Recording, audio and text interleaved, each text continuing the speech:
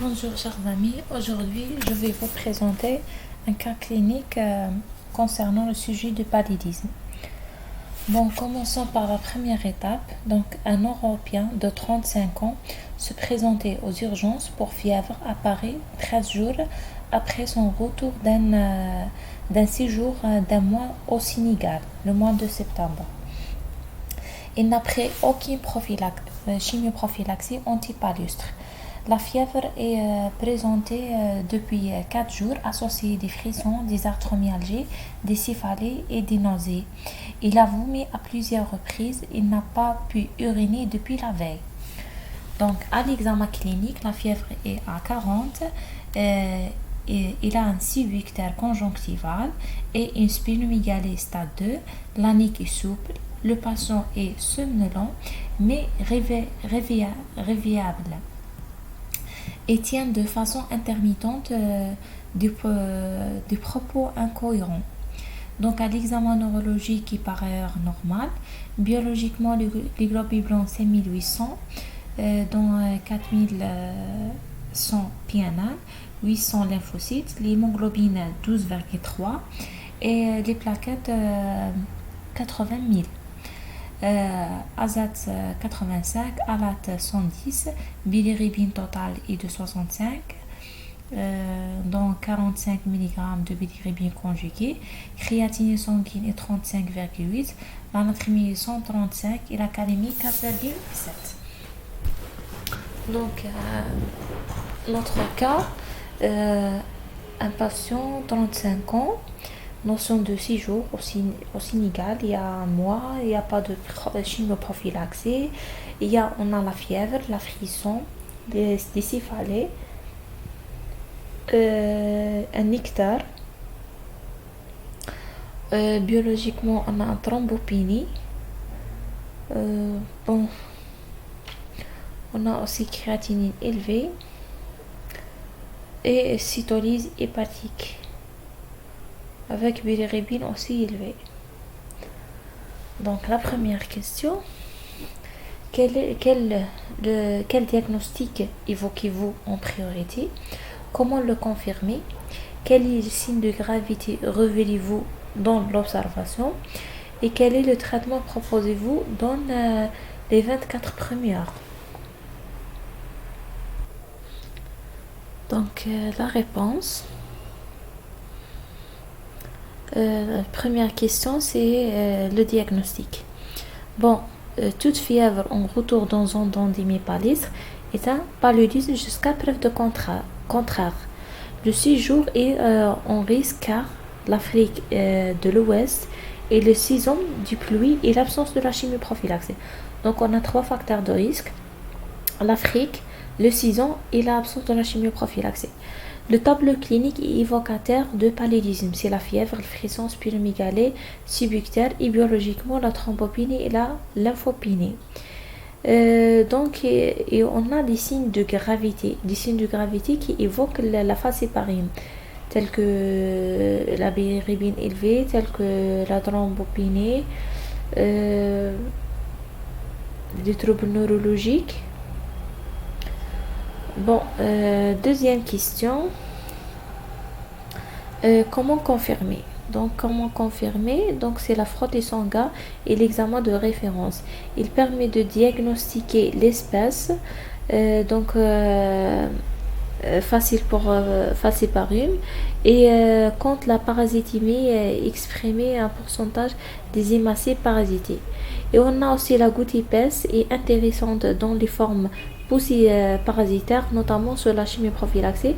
Elle a une tendance de remplacer par une technique immuno-enzymatique. Donc pour la confirmation, on a le frottis sanguin et on a la goutte épaisse.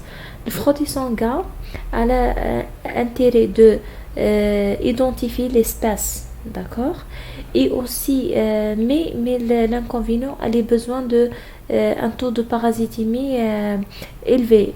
Le seuil est de 160 pour qu'elle puisse détecter le parasite. Mais la goutte épaisse, elle permet d'identifier donner le diagnostic, même le seuil de parasitémie est faible, jusqu'à 5. Le seuil est 5 dans la goutte épaisse. Et dans la frottis sanguin, c'est ça, permet d'identifier l'espace, donner la parasitémie. C'est ça.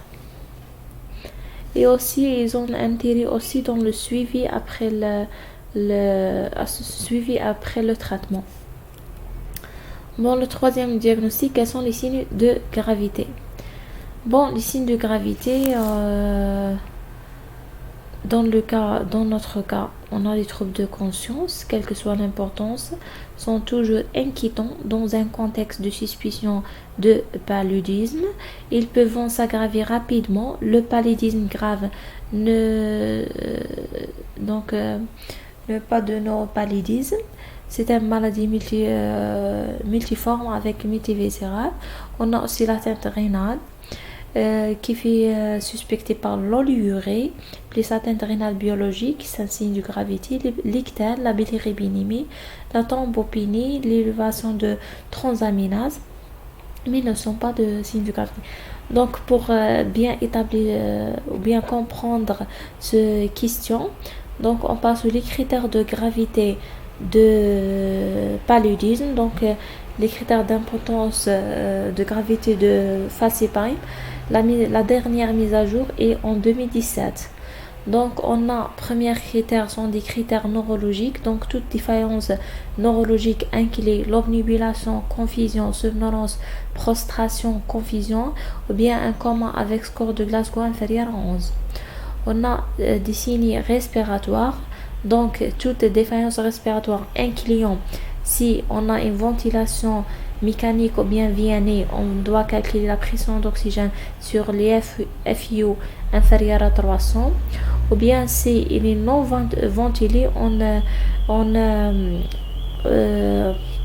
on dose la pression artérielle PaO2 inférieure à 60, bien la saturation inférieure à 92, à l'air ambiant, bien la fréquence respiratoire supérieure à 30, et des signes radiologiques, image interstitielle ou alvéolaire. Pour les signes cardiaques, donc toute défaillance cardiaque incluant une pression artérielle systolique inférieure à 80 et une présence des signes périphériques d'insuffisance circulatoire. Et la nécessité de drogue vasoactive et de lactate supérieur à 2 mmol. Donc on a des signes neurologiques, signes respiratoires et des signes cardiaques. Puis on a l'hémorragie, des signes cliniques, ictère clinique avec bilirubine totale supérieure à 50 micromol, anémie profonde avec hémoglobine inférieure à 7 hématocrite inférieure à 20%, une hypoglycémie avec glycémie inférieure à 2,2 mmol, une acidose avec bicarbonate plasmatique inférieur à 15 mmol, ou bien acidémie avec pH inférieur à 7,37 avec une défaillance rapprochée que le bicarbonate inférieur à 18 mmol, une hyperlactatémie supérieure à 2 mmol, une hyperparasitémie supérieure à 4% et une insuffisance rénale avec créatinine de 265 micromoles par litre. Donc c'est ça les signes de gravité. Dans l'examen, tu dois citer tout ça. Et la dernière question, quel est le traitement proposez-vous dans les 24 premières heures? Donc le traitement, l'hospitalisation, n'oubliez pas l'hospitalisation, il est impératif et doit se faire d'emblée en réanimation avec risque parce qu'on a des signes de gravité et un seul critère de gravité impose transfert en réanimation.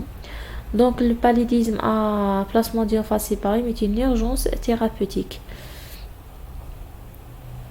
C'est une urgence thérapeutique.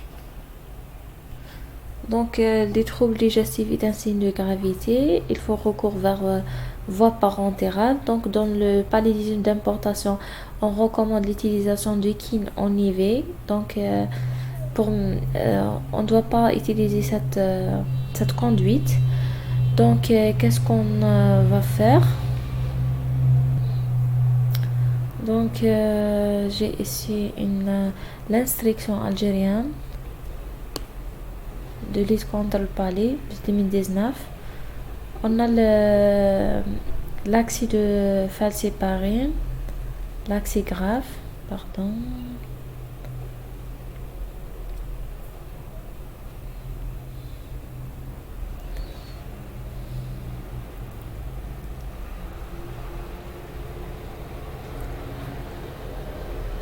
Donc,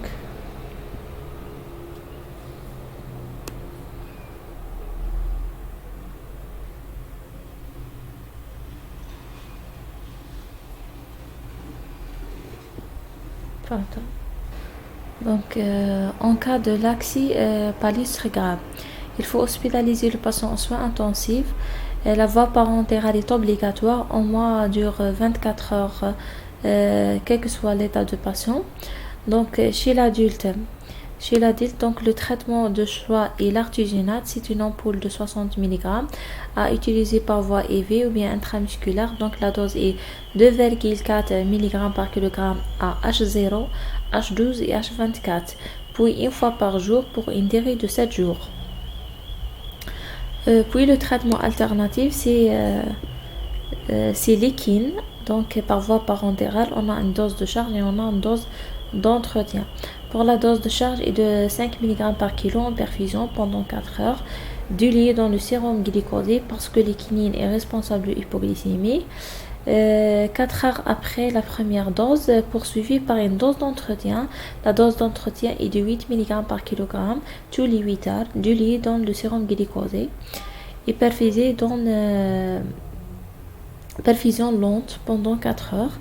Puis, si possible, relais par voie orale par artimater lumefantrine pour une dose de 20 mg à 120 mg, cure complet avec dose de 4 comprimés par selon les horaires suivants H0, H8, H24, H37, H48 et H60. Au total, c'est 24 comprimés. Ou bien quinine décomprimée à dose de 8 mg par kg toutes les 8 heures pour une durée totale de 7 jours. Donc c'est ça la réponse pour le traitement. Donc dans le cas où on utilise l'équine, il faut une surveillance de l'ECG parce qu'elle est responsable de l'élargissement de l'espace qui tue. Et aussi suivi de la glycémie parce qu'elle est responsable de l'hypoglycémie. Donc c'est ça. Pour la deuxième étape, donc après 24 heures de traitement adapté, donc le patient s'aggrave sur le plan neurologique, il a installé un coma et sur le plan respiratoire, il a installé une polypnée avec une hypoxie au point de justifier le transfert en réanimation. Donc il a bénéficié d'une intubation et ventilation assistée. La radio pulmonaire effectuée après l'intubation met en évidence des images alvéolaires interstitielles bilatérales diffuses. Donc quelle est la complication? Évoquez-vous.